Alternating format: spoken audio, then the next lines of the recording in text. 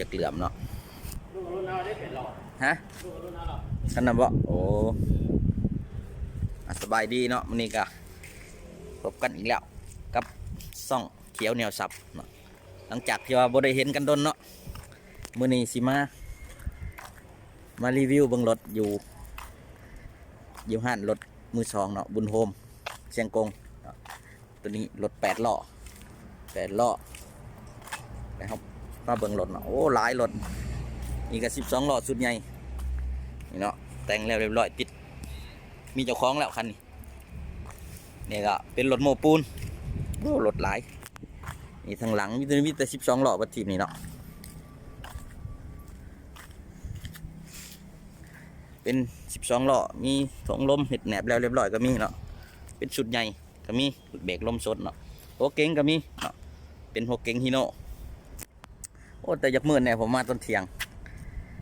นะก็โอ้ตัวนั้นเป็นสงสัยเป็นรถน้ำมัน10 ล้ออยู่ดีตัวนี้เป็นอิซุรถโม้ปูนเนาะเป็นเครื่องจักรเครื่องเกียร์ยังคนก็มีเนาะเดี๋ยวเราสิไปเบิ่งรถตัวที่ว่าเราสิไปลองเนาะเป็นรถ6 ล้อนี่เนาะโอ้รถเพิ่นหลายได้ช่วงนี้บ่คือมาแถวก่อนรถน้อยมาแถวก่อนรถน้อยรถคัน2 คันแต่ว่ามาเท่านี้รถหลายมี6 ล้อหัวหลากคัน4ก็มีเนาะเดี๋ยวสิถามเบิ่งราคาว่าเท่าใดเป็นตู้เนาะ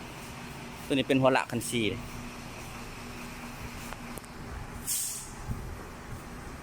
โอ้หัวหลากคัน4พุ่นยังงามอยู่คัน4เนาะคัน4ยังงาม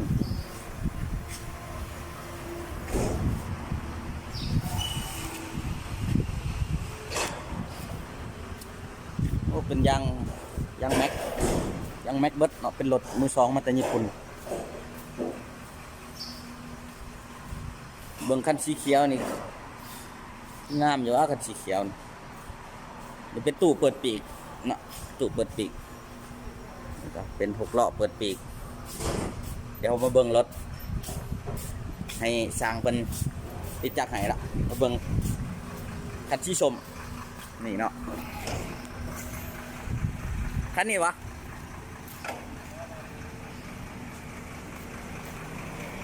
โอ้คันนี้เป็นแหนบเรียบร้อยเนาะคันซีใหญ่อยู่ตัวนี้เป็นยางโอ้เป็นยางแม็กก็ใส่ยางตัวนี้เลยปะใครกระโดดยางนี่ฮะ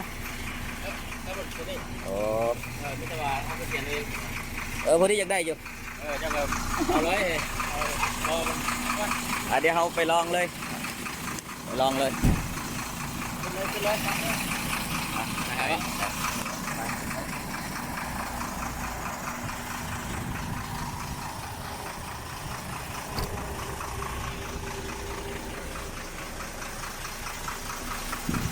เอากันนะโอเค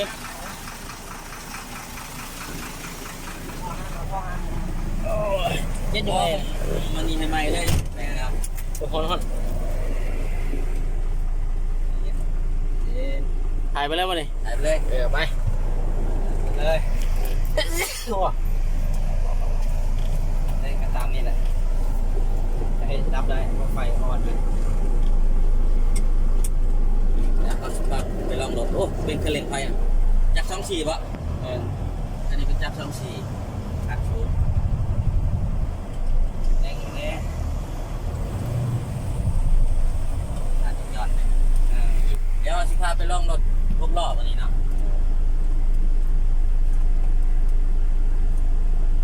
อันลง YouTube บ่เลยโอ้สั่งแล้วได้เหรอวะลองดูตะกี้เขามาทางนี้เป็นทางแดงเนาะนะไอ้โค้งใกล้บ่เลยไปมึงก็ได้ฮะขี่ทางด่วนมึงนะเดี๋ยวไปยังไงได้โค้งกลับทางด่วนเลยรถค่อยบ่หลายจะกลับเดินไงพูดตะกี้มาเอา2 คันนั่น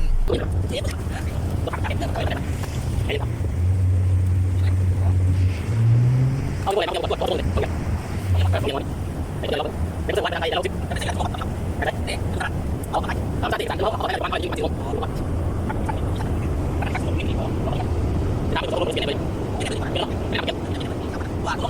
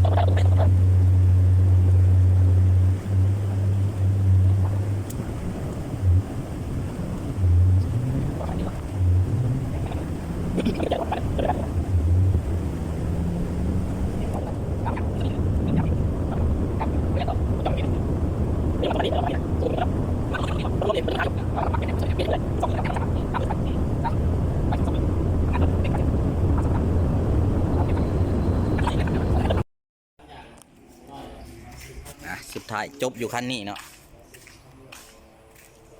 ฝ้าขาวแก้มเลดบางต่อเลดกันชนเลดเนาะจบอยู่คันนี้และคันนี้แล้วก็ได้ชีฟ้าเบิดช่องวะโอ้มันก็นึงแคบเขียวเนาะนี่เนาะจบอยู่คันนี้ละคันที่สองเนาะภาพจากมีแต่เสกระบบคืนน้อยหนึ่งเนาะคันกับบริคิเลไม่ได้เนาะแต่ซ้ำนี่ สองคันนี่คันนี้คันนั้น เดี๋ยวเบิ้งคันนี้เนาะได้คันนี้แล้วก็มีอีกคันหนึ่งนี่เนาะตัวนี้เป็นรถน้ำมันเนาะนี่เนาะคันเขียวแก้มเลดกันส้นเลดเนาะบางตอนี่กันเห็ดเป็นสีแดงตัวนี้คาแวนกับคาแวนเลดนะคันนั้นเป็นยังเป็นเลดคาแวนดำคันนั้นเนาะคันสีเขียวแคบโอ้แคบเขียวหนาซื่อๆนี่แล้วกระป้อนเนาะตัวนี้ถือว่าคันนี้ถึกใจคักคันนี้เนาะคันนี้ถึกใจคักคันนี้เบิ่งสภาพโดยรวมห้องขับเพิ่นบิวใหม่เรียบร้อยเนาะเฮ็ดใหม่ยังเบิดแล้วเนาะข้างนอกทางในแต่ว่าตัวนี้มีเนาะซุ่มนี่เนาะเป็นเลดซุ่มมันฝาหลอดเป็น6 ล้อเบิด2 คันเนาะเป็น6 ล้อเบิด2 คันนี่มีสติกเกอร์อย่างนี้มีปุ่นนี่เพิ่นเขียนไว้ชังดิบุนี่ไปถ่าย3 ช่องเดิมมาแต่ญี่ปุ่นของแท้มาแต่ญี่ปุ่นเนาะมีกันชนทางหลัง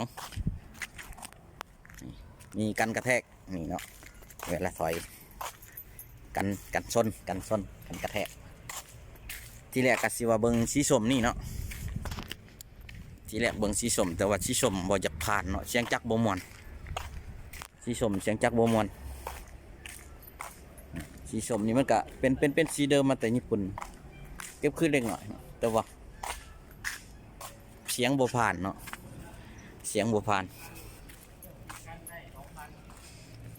แต่ว่ามาลองมาอยู่4 คันได้คันที่3กับคันที่2เนาะนี่คือคันที่2เขาไปลองแล้วก็คันที่4แล้วก็จบอยู่คันนี้เนาะนี่สีฟ้านี่เนาะ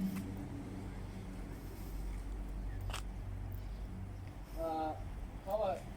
ปกติก็มาจ้ำเลยมาจ้ำแล้วเขาก็แก้ไขเอาเลยแก้ไขแล้วเขาก็มาลองใหม่เป็น6 ล้อคือกันแต่ว่าตัวนี้จะเป็น จ่ายเงินที่เหลือ เป็นธงลมนี่เนาะคันนี้จะเป็นธงลมแต่ว่าสงสัยยันได้ให้เปลี่ยนให้เพิ่นเปลี่ยนเป็นแหนบให้เนาะต้องเปลี่ยนเป็นแหนบเนาะเปลี่ยนเป็นแหนบเพราะว่าธงลมแลนมันโอนเนาะแบกน้ำหนักมันจะโอนคือแหนบเป็น6 ล้อเบิด2 คันเนาะแต่ว่ารถเพิ่นก็บิ้วไปในแล้วส่วนหนึ่งเนาะบิ้วไปเพิ่นแบบว่าเช็คสภาพยังแล้วมาเบิดประมาณเกือบเบิดแล้วเนาะเกือบ 70-80% แล้วก็ที่เหลือก็มีแต่ว่าเฮามาเลือกมาซื้อแล้วก็มีแต่ตีเอาแล้วก็เพิ่นก็จะเช็คให้ขึ้นอีกเทื่อนึงเนาะแต่ว่ามาเบิ่งรถเที่ยวนี้เนาะได้ขึ้นมารถอีกมาปีนี้ถือว่ารถหลายคันอยู่เที่ยวนี้รถหลายเนาะมีรถให้เลือกหลายทั้ง6 ล้อแล้วก็ทั้ง12 ล้อเนาะทั้งรถน้ำมันเนาะรถโอ้หลายอยู่รถเที่ยวนี้มาเที่ยวนี้ได้เลือกรถมาเที่ยวนี้แต่ว่ามาเทื่อก่อนหลายเทื่อ2-3 เทื่อนี่โอ้บ่ได้เลือกรถเลยถือว่าพ พิ่นมามัดจำยังเรียบร้อยแล้วมีแต่บ่จักสิว่ากันเอาเมื่อเลยเนาะก็สิได้ขอจบคลิปไว้แต่เพียงสำนี้เนาะจังไดก็อย่าลืมกดติดตามให้แหน่กับเขียวเหนียวสับห่างหายกันไปโดนเนาะโอ้กับบ่ได้ค่อยมีเวลาเฮ็ดคลิปเนาะเพราะว่ามันค่าเวียกหลายอย่างเนาะสุดท้ายนี่ก็สิได้ขอกล่าวคำว่าสบายดีเนาะยังไงก็อย่าลืมกดไลค์กดแชร์กดติดตามให้แน่เนาะบัดทุกคนเพื่อเป็นกำลังใจเฮ็ดคลิปต่อๆไปเนาะสบายดีเนาะ